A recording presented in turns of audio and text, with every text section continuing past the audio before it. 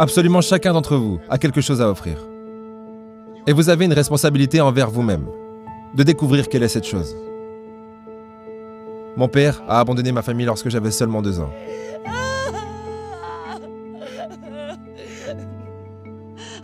J'ai été élevé par une mère célibataire qui devait travailler et qui avait parfois de la peine à payer les factures. Elle n'était pas toujours en mesure d'acheter les choses que les autres enfants avaient. Elle n'avait pas assez d'argent pour m'envoyer là où les autres enfants américains allaient à l'école. Mais elle trouvait qu'il était important pour moi que je suive une éducation à l'américaine.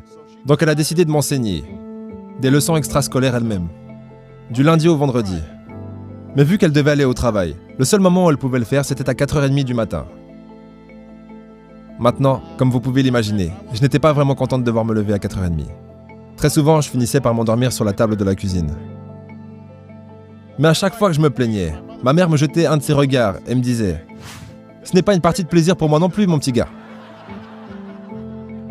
Il y avait des moments où je souffrais de ne pas avoir de père dans ma vie. Il y avait des moments où je me sentais seul et j'avais l'impression de ne pas m'intégrer. Donc je n'ai pas toujours été aussi concentré que j'aurais dû l'être à l'école.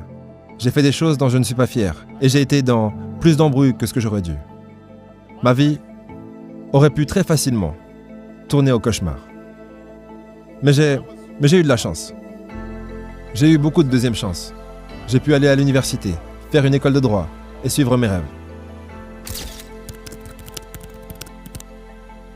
Ma femme, la première dame, Michelle Obama, elle a une histoire similaire.